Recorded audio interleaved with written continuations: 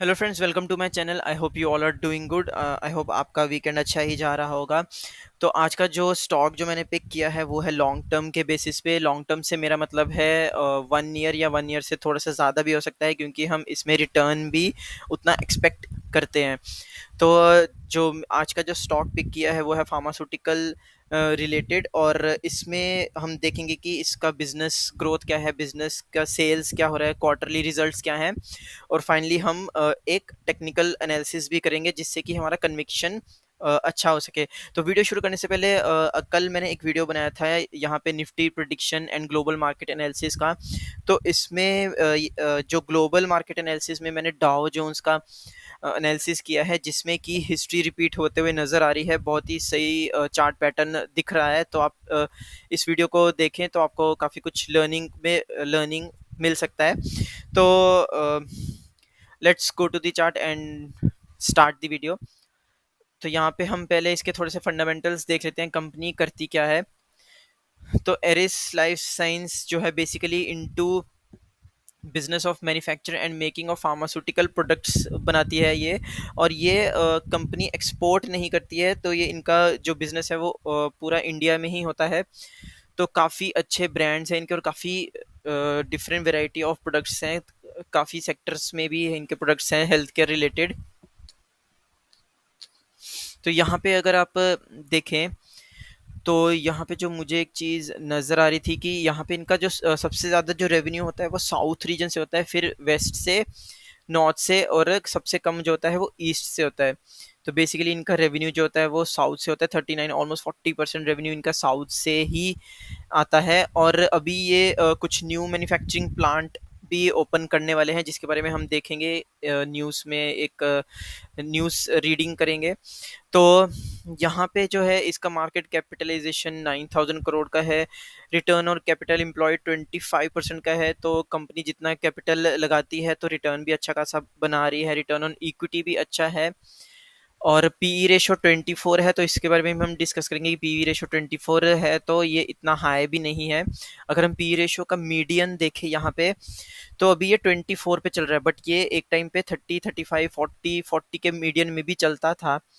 तो it's not a big PE ratio के हिसाब से तो ये इतना कॉस्टली नहीं है। तो अगर हम इसके जो कंपटीटर्स हैं उसके साथ कंपैरिजन भी करके देखें तो यहाँ पे सबसे ज़्यादा डिविडेंड देने वाली कंपनी भी इन सब में यही है, और पीई रेशो भी कुछ इतना कॉस्टली नहीं है अमंग्स इट्स कॉम्पिटिटर। तो यहाँ पे इसका नेट प्रॉफिट जो है वो जून क्वार्टर में नाइन सॉरी 93 करोड़ का हुआ है। तो ये पिछले जून क्वार्टर से थोड़ा सा कम हुआ है। क्यों? क्योंकि ग्रॉस मार्जिन में इफेक्ट आया है, प्रोडक्ट की जो कॉस्टिंग इंक्रीज हुआ है उसकी वजह से।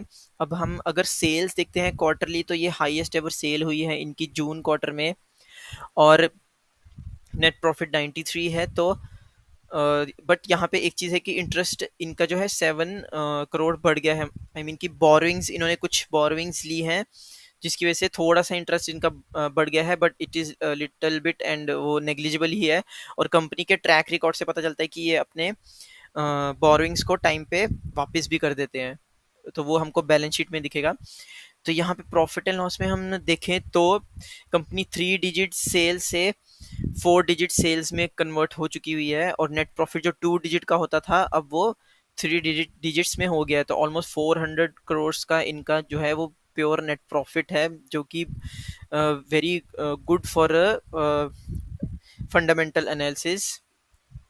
अच्छी कंपनी है और प्रॉफिट मेकिंग कंपनी है। अगर हम बैलेंस शीट की बात करें तो यहाँ पे हमको रिजर्व्स देखें तो 1800 करोड़ के रिजर्व्स हैं, जो कि 48 करोड़ से 1800 करोड़ हो गए हैं। तो आप सोच सकते हैं कि इनका खुद का पैसा कितना काफ़ी अच्छा रिजर्व इन्होंने इकट्ठा कर लिया है। और यहाँ पे जैसे कि मैं कह रहा था कि जो भी ये बोरोइंग्स लेते हैं उसको ये रीपे भी कर देते हैं। यहाँ पे इन्होंने बोरोइंग्स ली थी 18-19 में, जो कि 2020 में इन्होंने ज़ीरो कर दी। अभी मार्च में इन्होंने फिर से लिए, तो जिसकी वजह से इंटरेस्ट थोड़ा सा बढ़ रहा है। अब जो कि मैं कह रहा था कि यहाँ पे मैन्युफैक्चरिंग प्लांट की भी कुछ बातचीत चल रही है, तो आई थिंक उससे रिलेटेड ही ये इनके जो कैपिटल वर्क इन प्रोग्रेस जो है वो उसमें कुछ दिख रहा है, जो कि बाद में फिक्स्ड एसेट्स में कन्वर्ट हो जाएगा। यहाँ पे अगर हम शेयर होल्डिंग पैटर्न की बात करें, ये थोड़ा-सा इंटरेस्टिंग लग रहा था मुझे। यहाँ पे हम देखें तो शेयर होल्डिंग पैटर्न में प्रोमोटर की होल्डिंग जो है थोड़ी-थोड़ी कम हुई है। बट जो कम हुई है तो वो सारी की सारी एफआईआई ने यहाँ पे बाइंग की है। यहाँ पे देखो एफआईआई का 13.31 से ऑलमोस्ट 2% की जो है वो हिस्सेदारी इन्होंने बढ़ा दी है जून में। और डीआईआई ने भी अपनी हिस्सेदारी बढ़ाई है और बाकी पब्लिक में थोड़ा सा कम हुआ है। अब चलते हैं हम इसका जो मैं न्यूज़ के बारे में कह रहा था कि हम न्यूज़ देख लेते हैं। तो यहाँ पे जो एक न्यूज़ आया था ये जुलाई में, Eris life science plan 130 crore manufacturing facility in Gujarat. तो ये अभी जो ये प्लांट एक खोलने की शुरू कर रहे हैं वो गुजरात में कर रहे हैं, और ये काफ़ी बड़ा प्लांट खोल खोल रहे हैं अपने पुराने वाले प्लांट से। तो जिससे कि इनका सेल्स भी अच्छी खासी इंक्रीज होएंगी आने वाले टाइम में, और यहाँ से इनका पोटेंशियल ग्रोथ काफ़ी अच्छा नज़र आता हुआ लग रहा है। तो ये जो है इसकी डील जो है वो ऑलमोस्ट कंप्लीट हो जाएगी फिजिकल ईयर 2023 में। ये कमीशन हो जाएगा, शुरू हो जाएगा ये प्लांट। अब हम चलिए देखते हैं, ये कंपनी की वेबसाइट है। यहाँ पे इनके काफ़ी सारे ब्रांड्स हैं, जैसे anti diabetes nutrition, then gynaecology etcetera brands जो हैं वो इनके हेल्थ एंड लिविंग में भी काफ़ी सारे इनके प्रोडक्ट्स बनाते हैं ये। तो इनका जो प्रोडक्ट बेस है वो काफ़ी अच्छा है और उसमें कोई डाउट नहीं है, क्योंकि इनका मैं ये भी देख रहा था जो इनका कॉन कॉल आया है यहाँ पे एक्सपेंशन जो प्लान है उसमें भी काफ़ी चीज़ें देखने को हमें मिल रही हैं। साथ में एक चीज़ और मैं देख रहा था कि ये हाँ, यहाँ पे जो टॉप 10 कंपनीज़ हैं फार्मास्यूटिकल में, उसमें ये टॉप 10 में भी पहुँच चुका है। तो यहाँ पे आप देखें, ये यहाँ पे मैनकाइंड है, टोरेंट है, सन फार्मा है, तो इसका नाम भी टॉप 10 में अभी आ गया है। और एक्सपेंशन में भी यहाँ पे हम देखें तो न्यू प्रोडक्ट्स की भी पाइपलाइन है जो कि 3-4 इयर्स में हो जाएगी। Q4 में इनके काफ़ी सारे प्रोजेक्ट्स हैं जो कंप्लीट होएंगे। तो इस तरह से आप इसको यहाँ पे डाउनलोड करके आप इसको फर्दर डिटेल में पढ़ सकते हैं, या कौन का कॉल्स में पीपीटी में। तो यहाँ से आप इंफॉर्मेशन ले सकते हैं। और फंडामेंटली तो मुझे ये कंपनी में कोई भी इशू नहीं नज़र नहीं आ रहा है। और अब हम चलते हैं डायरेक्टली टेक्निकल्स में, तो उसके लिए हम चलते हैं चार्ट में। अभी यहाँ पे जो है मैंने वो डेली बेसिस पे चार्ट ओपन किया हुआ है। यहाँ पे आई होप आपको चार्ट सही से दिख रहा होगा। तो यहाँ पे हमें एक बहुत ही अच्छा पैटर्न नज़र आ रहा है, जो कि है जो मुझे जो नज़र आ रहा है वो है रिवर्स हेड एंड शोल्डर। यहाँ पे एक लेफ्ट शोल्डर है, और अगर हम देखें तो ये हेड है और ये राइट शोल्डर है। तो इसका जो बिल्कुल परफेक्ट परफेक्ट पोजीशन पे आके ये बैठा हुआ है। यहाँ पे जो है इसका ब्रेकआउट आता हुआ भी नज़र आ रहा है। ब्रेकआउट अभी हुआ नहीं है, बट वो ऑलमोस्ट आने ही वाला है कुछ। मेरे हिसाब से ये इसका परफेक्ट रेजिस्टेंस लाइन है। अब यहाँ पे देखो आप किस तरह से यहाँ पे ये बहुत ही अच्छा रिवर्स हेड एंड शोल्डर है। और यहाँ पे देखो हम जून, ये जो भी लास्ट ट्रेडिंग सेशन जो हुआ है उसमें ही इसने इतना अच्छा परफॉर्मेंस किया, जबकि पूरा मार्केट गिर रहा था। यहाँ यहाँ तक कि फार्मास्यूटिकल कंपनीज भी गिर रही थी। सिप्ला अगर आप देखोगे, ग्लेनमार्क देखोगे, तो काफ़ी डाउन थे वो फ्राइडे को। बट इस स्टॉक ने वहीं पे इस स्टॉक ने तेज़ी दिखाई है।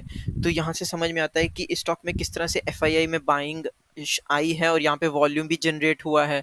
तो मुझे जो लगता है मंडे को ये ब्रेकआउट देने वाला है, और ये यहाँ से एक अप ट्रेंड में जाने वाला है। अभी हम यहाँ से एक पोटेंशियल टारगेट अगर देखें, ये तो शॉर्ट टर्म वाला टारगेट मैं आपको बता रहा हूँ, इसके बाद हम लॉन्ग टर्म वाला भी देखेंगे।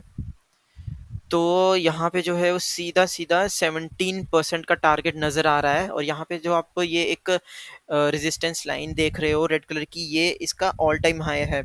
तो ये तो ऑल टाइम हाई इसी ईयर तक पहुंचने वाला है। ये तो मुझे मेरे हिसाब से मुझे लग रहा है। यहाँ पे एक थोड़ा सा रेजिस्टेंस जो है वो दिख रहा है, इस एरिया में, और इस एरिया में जो रेजिस्टेंस हो सकता है थोड़ा साइडवेज, बट यहाँ से ये अप ट्रेंड में कन्वर्ट होने के इसके बहुत बहुत ही जो है वो हाई चांसेस हैं। अभी हम इसको वीकली मंथली के चार्ट में भी देखते हैं कि वहाँ पे कैसा हमको चार्ट पैटर्न दिख रहा है। अभी तो ये यहाँ पे 17% हुआ कि हमें सीधा सीधा टारगेट इसका नज़र आ रहा है 835 का। अभी हम वीकली में देखते हैं। यहाँ पे ये जैसे कि मैं कह रहा था कि ये ATH है, एक बारी मैं मंथली में देख लेता हूँ। आई थिंक मंथली में ही मैंने देखा था। हाँ, तो यहाँ पे मुझे एक और यहाँ पे बढ़िया सा चार्ट पैटर्न नज़र आ रहा है जो है कप विद हैंडल। तो कप विद हैंडल का अगर हम टारगेट देखें तो यहाँ पे सीधा सीधा जो बनता है इस एरिया से, जहाँ पे ये 17% खत्म होएगा, अगर वहीं पे ही इसका ब्रेकआउट आ जाता है तो वहां से इसका लॉन्ग टर्म टारगेट भी शुरू हो जाएगा जो कि 134% का है। तो यानी कि इसका 1800 1900 के आसपास का हम टारगेट एक्सपेक्ट कर सकते हैं आने वाले एक साल में। हो सकता है, मैं तो कहता हूँ अगर 2 साल में भी हो तो 2 साल में 100 ऑलमोस्ट ये कितना परसेंटेज हो जाएगा अगर हम यहाँ से बाय करते हैं। 165% का जो पोटेंशियल टारगेट जो हमें दिख रहा है, अगर ये 2 साल में भी होता है तो एक साल का आपका 80% का टारगेट होता है। तो ये 3 साल में भी हो जाता है तब भी बहुत ही अच्छा इसका रिटर्न मैं बोलूँगा, अगर ये 3 साल में भी यहाँ तक पहुँचता है। और हमारा जो इंडियन मार्केट सेक्टर है, मार्केट है, वो अभी आने वाले 2-3 साल में काफ़ी बुलिश होने वाला है, क्योंकि बहुत सारी चीज़ें इंडिया अभी खुद ही मैन्युफैक्चर कर रहे हैं, हम खुद ही इंटरडिपेंडेंट हो रहे हैं, और मोस्टली जो है वो सब सब मैन्युफैक्चरिंग इंडिया से ही हो रही है। तो यहाँ पे इस स्टॉक में तो मिस करना, मुझे लगता है मिस नहीं करना चाहिए इस स्टॉक को। तो मेरे हिसाब से तो ये बहुत ही अच्छा फंडामेंटली प्लस टेक्निकली स्टॉक है। और यहाँ पे मैं यहाँ पे आपको बाय करने की रिकमेंडेशन नहीं दे रहा हूँ, मैं बस आपको एक नॉलेज पर्पस के लिए बता रहा हूँ। अगर आपको इसमें इन्वेस्ट करना है तो आप प्लीज़ अपने फाइनेंशियल एडवाइज़र से डिस्कस करें, उसके बाद ही ट्रेड करें। तो आई होप आपको ये आज का नॉलेज सेशन वीडियो अच्छा लगा होगा। अगर आपको अच्छा लगा तो please please like share and subscribe, दोस्तों के साथ शेयर करें ताकि मुझे थोड़ा सा मोटिवेशन मिले और मैं और भी अच्छे अच्छे वीडियोस लाता रहूं और अच्छे अच्छे स्टॉक्स आपके साथ शेयर करता रहूं। Thank you very much, have a good weekend, take care, bye bye.